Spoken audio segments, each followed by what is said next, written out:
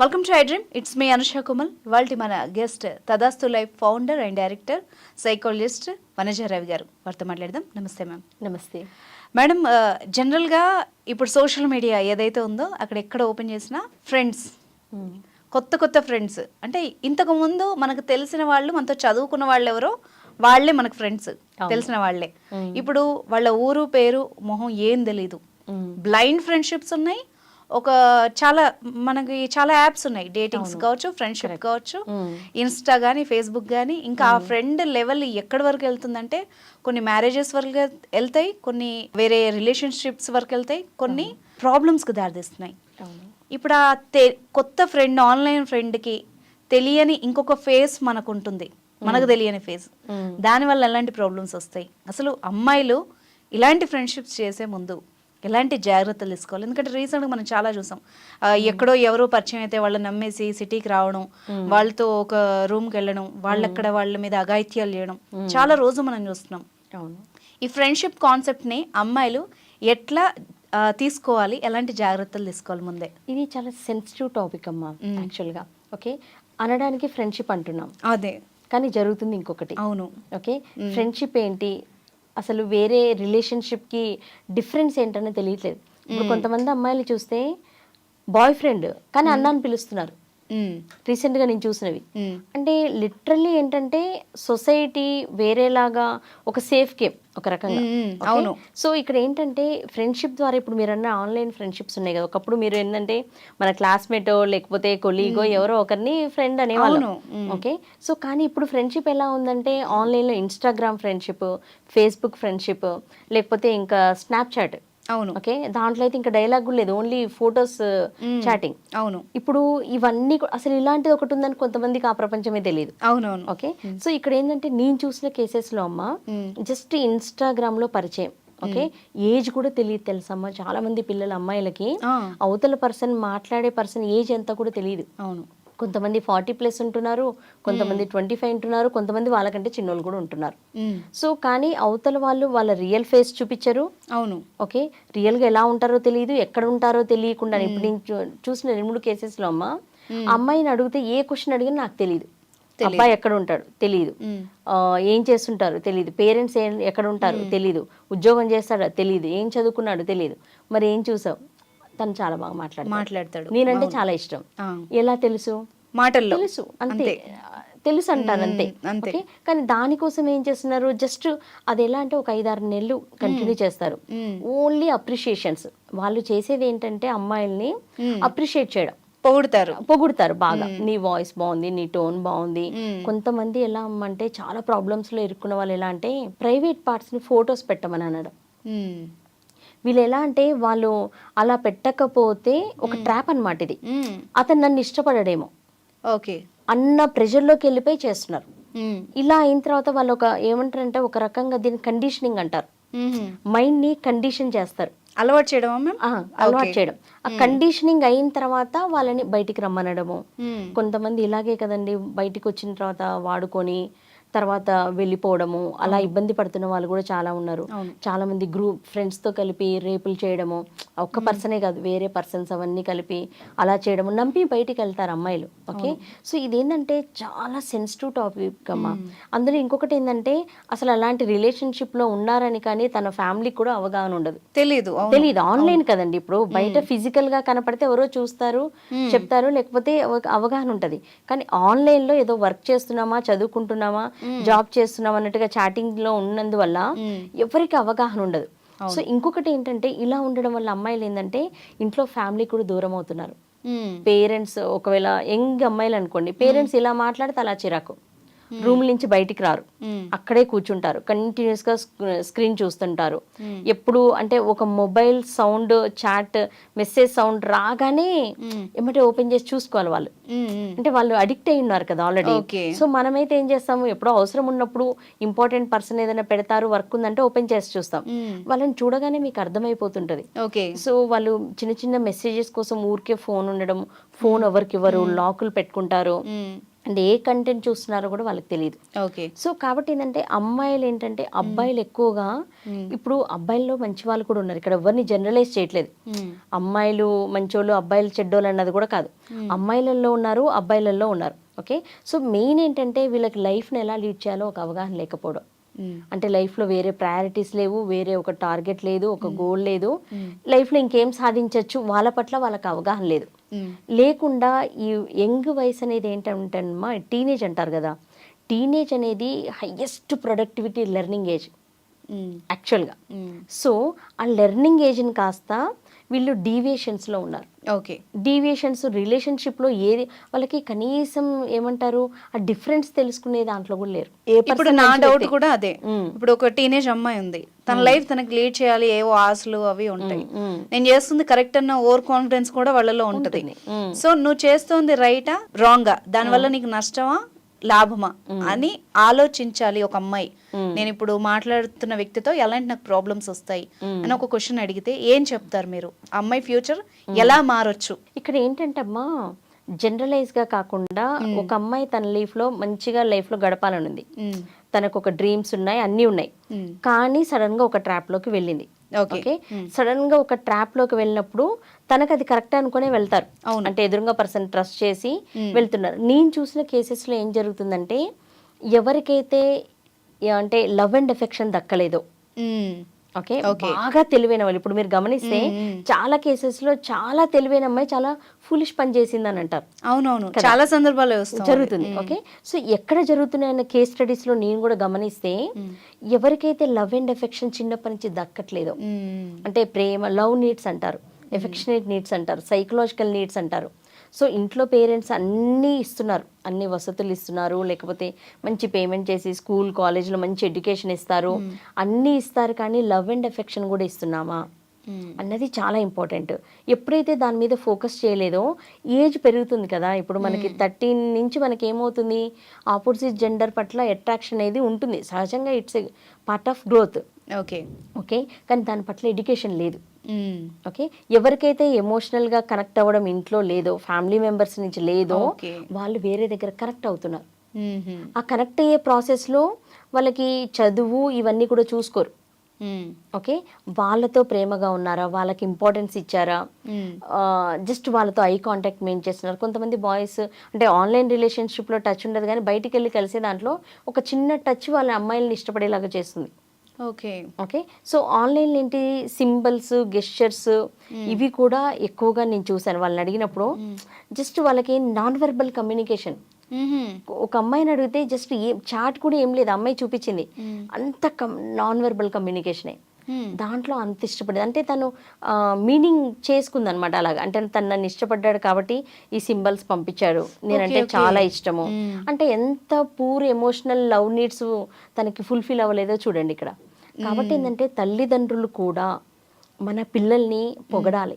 నువ్వు చాలా బ్యూటిఫుల్గా ఉన్నావు, నీ హెయిర్ స్టైల్ బాగుంది, నీ వాక్ బాగుంది, నువ్వు చూడడానికి చాలా ముద్దుగా ఉన్నావు, నీ స్మైల్ బాగుంది అన్నది ఇంట్లో పొగిడితే వేరే వాళ్ళు పొగిడినప్పుడు ఇమీడియట్గా అట్రాక్ట్ అవ్వరు. ఓకే, పేరెంట్స్ ఈ జాగ్రత్తలు తీసుకోవాలి. పేరెంట్స్ పొగడాలండి, పిల్లల్ని పొగడాలి, ఏది బాగుందో చెప్పాలి, ఫ్రెండ్లీగా ఓపెన్ టాక్కి స్పేస్ ఇవ్వాలి, మనం ఓపెన్ గా డిస్కస్ చేయాలి. మీరు చెప్పారు కాబట్టి నాకు ఉన్న అవగాహన ప్రకారం ఒక మాట చెప్తాను. పేరెంట్స్ పిల్లల్ని పొగిడితే ఆయుక్షీణం అని మన ఇండియన్స్ లో ఒకటి ఉంది, నేను చిన్నప్పటి నుండి విన్నది ఇది. మేబీ దాని వల్ల ఏమో ఒక ఆడపిల్లని ఇంట్లో ఎవరు అప్రిషియేట్ చేయరు. అమ్మాయి ఎంత బాగా ఇంకా తయారైతే ఎందుకు తయారయ్యావు అని తిట్టేవాళ్ళు ఉన్నారే గానీ, సో బయట మేబీ ఇవి ట్రాప్లకి వెళ్ళడానికి ఆస్కారం కూడా ఉంది. ఇప్పుడు మీరు చెప్తున్న దాని ప్రకారం ఇది అదర్ ఆస్పెక్ట్ అండి. ఇది ఓకే, కాయిన్కి 2 ఫేజ్లు ఎలాగున్నాయో నేను చెప్పేది అదర్ సైడ్ కాయిన్ అన్నమాట. మనం చూడని ఇంపార్టెంట్ ఇంకొక సైడ్ ఇది. ఓకే, ఇప్పుడు మీరు అన్నారు కదా ఆయుక్షీణం అన్నారు కదా పొగిడితే, అంటే నేను అది రాంగ్ అన్నాను, కానీ ఏంటంటే మారుతున్న సామాజిక పరిస్థితులను బట్టి మనం కూడా అంటే దేశ కాలమాన పరిస్థితులు అంటారు. ఓకే, అంటే మనము మంచిది తీసుకొస్తున్నాం, జనరేషన్స్ గా మనం అడాప్ట్ చేసుకుంటున్నాం. కొన్ని ఏంటంటే మోడిఫై చేయాల్సిన అవసరం ఉందండి. ఎందుకంటే ఒకప్పుడు ఏంటంటే అమ్మాయిలు ఇంత ఉద్యోగాలు చేయలేదు, ఇంత చదువుకోలేదు, అలాంటి చదువుకోలేదు, చదువుకి ఎక్స్పోజ్ అవ్వలేదని కాదు, ఉన్నారు. కానీ ఇప్పుడు ఎక్కువ పర్సంటేజ్ బయటికి వెళ్తున్నప్పుడు, సమాజాన్ని డిఫరెంట్ గా ఎక్స్పోజ్ అవుతున్నప్పుడు అమ్మాయిల్ని పొగడకపోతే మరి బయట ఎవరో పొగుడుతున్నారే. ఇప్పుడు మనం మనుషులం కదండి, నాకు ఎక్నాలెడ్జ్మెంట్స్ కావాలి, అప్రిషియేషన్స్ కావాలి, నన్ను ఒక ది బెస్ట్ అనాలి, బ్యూటిఫుల్ గా ఉన్నారు అన్న నీడ్స్ ప్రతి ఒక్కరికి ఉన్నాయి. అవును. ఓకే, సో అది ఫ్యామిలీ నుంచి అందనప్పుడు ఏమవుతుంది, బయట వేరే ట్రాపుల్లో పడుతున్నారు ఎవరికి. ఇప్పుడు ఫర్ ఎగ్జాంపుల్ మీరు నన్ను వనజ గారు అసలు మీరు మీ స్మైల్ చాలా బాగుంది అన్నారు అనుకోండి, నన్ను ఇంట్లో ఎవరు పొగడట్లేరు, నేను ఇంటికి వెళ్ళి నాకు ఈ రోజు అండి యాంకర్ ఉన్నారు, నా స్మైల్ చాలా బాగుందని చెప్పారు, నేను దాన్ని ఎంజాయ్ చేస్తూ ఉంటాను. ఎప్పుడు నాకు ఇంట్లో దక్కనప్పుడు, ఆల్రెడీ ఇంట్లో ఉందనుకోండి, థ్యాంక్ యూ సో మచ్ అని చెప్పేస్తాను, జస్ట్ దాన్ని ఎక్కువ పర్సనల్ గా తీసుకో. అలాగే ఇప్పుడు అమ్మాయిలు కూడా అబ్బాయిలకి అట్రాక్ట్ అవుతున్నారు, రాంగ్ రిలేషన్షిప్స్ లోకి వెళ్తున్నారు, వాళ్ళు బేరేజ్ వేసుకోలేకపోతున్నారు. ఆ పర్సన్ మంచి అబ్బాయా చెడ్డ అబ్బాయి, ఏ అమ్మాయినా కూడా చెడ్డ వాళ్ళతో ఫ్రెండ్షిప్ చేయాలని ఎవరు అనుకోరు, కానీ వాళ్ళ అమాయకత్వం వల్ల, అవగాహన లేకపోవడం వల్ల వెళ్తున్నారు. నేనేం చెప్తానంటే ఫ్యామిలీ నుంచి ఆ ప్రేమనివ్వండి, ఆప్యాయతనివ్వండి, వాళ్ళు అప్పుడు ఓపెన్గా మాట్లాడతారు. కరెక్ట్. ఇప్పుడు మనం కూడా ఆ స్కోప్ ఇవ్వాలి. ఎవరైనా ఏమన్నా అంటే చెప్పు తల్లి, తప్పుగా అబ్బాయిలతో మాట్లాడితే తప్పని అంటున్నప్పుడు ఒక అమ్మాయి ఎలా చెప్తుంది తన ప్రాబ్లమ్ని? అవును కదా. సో కాబట్టి ఏంటంటే అబ్బాయిలతో ఫ్రెండ్షిప్ చేయొచ్చు, చేయడం తప్పు కాదు, కానీ వాళ్ళు రైట్ పర్సనో రాంగ్ పర్సనో తెలుసుకునే ఒక అవగాహనని కల్పించి, ఓకే ఎంతవరకు మాట్లాడాలి, ఎంతవరకు మాట్లాడకూడదు, ఇవన్నీ కూడా వాళ్ళకి నేర్పిస్తూ, ఏదైనా ఇబ్బంది కలిగితే కూడా వచ్చి చెప్పగలిగే ఒక సేఫెస్ట్ ప్లేస్ అనేది ఫ్యామిలీ. ఓకే, మనమే చక్కగా మన పిల్లల్ని పొగుడుతూ ఆ ప్రేమను ఆప్యాయతనిస్తే ఏమవుతుందంటే ఒక రైట్ టచ్ గురవుతారు, వాళ్ళు రైట్ ఎమోషన్స్ ఎఫెక్ట్ అవుతారు. రైట్ ఎఫెక్షన్ ఎప్పుడైతే తెలిసిందో రాంగ్ ఏంటనేది గుర్తించగలుగుతారు. ఓకే, సో ఏదో సంథింగ్ తెలుస్తుంది, బాడీ సెన్స్ చేయగలుగుతుంది, మైండ్ సెన్స్ చేయగలుగుతుంటది. సో కాబట్టి వాళ్ళు రాంగ్ ట్రాప్ లోకి వెళ్ళరు. నేను చెప్పేది ఒక సొల్యూషన్, కానీ ఇండివిజువల్ గా మనము చాలా చెప్పచ్చు. ఆ పర్సన్ ని బట్టి, ఆ పర్టికులర్ పర్సన్ తో మాట్లాడినప్పుడు అదే నేను అడగబోతున్నాను. ఇప్పుడు ఒక అమ్మాయి ఉంది, మాట్లాడుతోంది, నాకు ఇప్పుడు ఆ పర్సన్ ని కట్ చేయాల్సిన సిచ్యువేషన్ ఎప్పుడు వస్తుంది అన్నది కూడా, అంటే వాళ్ళకి అవగాహన లేకపోవచ్చు కదా. Correct. So sweet words, sugar words, so నువ్వు ఎంజాయ్ చేసావు, కొంతవరకు మాటలు నీకు నచ్చాయి, నువ్వు ఎక్కడ కట్ చేయాలి దాన్ని అన్నది కూడా ఆ అమ్మాయికి తెలిసి ఉండాలి. అవును. సో ఆ పాయింట్ ఎక్కడ వస్తుంది? ఒక సైకాలజిస్ట్ గా ఈ సిమ్టమ్స్ అమ్మాయిలు మీరు గనక గమనిస్తే వెంటనే ఆ పర్సన్ ని కట్ చేయండి. ఇట్స్ టాక్సిక్ రిలేషన్ గానీ డేంజర్ రిలేషన్ గానీ ఎప్పుడు అనుకోవాలి? యా, ఒకటి ఏంటంటే ఇవి మీరు చెప్పింది చాలా ఇంపార్టెంట్ అనే విషయం. అయితే దీంట్లో ఏంటంటే అమ్మాయిలు ఫస్ట్ తెలుసుకోవాల్సింది ఏంటంటే వాళ్ళు డీటెయిల్స్ ఇవ్వరు, అదర్ పర్సన్. ఓకే, అస్సలు డీటెయిల్స్ ఇవ్వరు. అలా ఏదైనా మన ఫ్రాడ్ చేసి చీటింగ్ చేయాలనుకున్న వాళ్ళు రైట్ డీటెయిల్స్ అస్సలు ఇవ్వరు. అంటే అతను ఏంటి, ఏం పేరు, తన వయసు ఎంత, తన తల్లిదండ్రులు ఏం చేస్తుంటారు, లేకపోతే ఏ వర్క్ చేస్తారు, ఏ డీటెయిల్స్ ఇవ్వరు. ఇవ్వకుండానే వీళ్ళని పొగుడుతూనో ఏదో చేస్తూనే చేస్తారు. కాబట్టి ప్రతి అమ్మాయి ఫస్ట్ ఇది కనుక్కోవాలి, ఏం పేరు, కొత్త, ఎందుకంటే ఆన్లైన్ లో మీకు చెప్పలేం, కాంటాక్ట్ వస్తుంది, ఏదో రిక్వెస్ట్ వస్తుంది, సంథింగ్ సడన్ గా కనెక్ట్ అవుతారు, ఇవన్నీ కూడా. ఓకే, సో అదొకటి ఫస్ట్ డీటెయిల్స్ వాళ్ళు ఇవ్వట్లేదు అని అంటే కొంచెం జాగ్రత్తగానే ఉండాలి. నెక్స్ట్ వచ్చేసి ఏంటంటే వీళ్ళు పర్సనల్ గా అన్ని విషయాలు మాట్లాడడానికి ట్రై చేస్తారు. ఓకే, ఏదైనా ఫ్రెండ్షిప్ అంటే ఫ్రెండ్షిప్ జస్ట్ ఫన్, కానీ బియాండ్ దట్ పర్సనల్ లోకి ఎంటర్ అవుతున్నారు అంటే వాళ్ళు పర్సనల్ గా ఇంట్రెస్ట్. మేడం పర్సనల్ గా అంటే ఫర్ ఎగ్జాంపుల్ ఏంటంటే తన లైక్స్ నీడ్స్ తో పాటుగా తన ఫోటోస్ షేర్ చేయమని అడుగుతారు. ఓకే ఓకే, ఇప్పుడు చాలా జరుగుతున్నాయి, అవే చాలా కేసెస్ జరుగుతున్నాయి. అలాగే వన్స్ ఫోటో షేర్ చేశాక నీ పర్సనల్ లైఫ్ వేరే వాళ్ళ గ్రిప్ లోకి వెళ్ళిపోయింది. వన్స్ గ్రిప్ లోకి వెళ్ళిపోయాక నువ్వు వద్దనుకున్న రిలేషన్షిప్ మెయింటైన్ చేయాలి.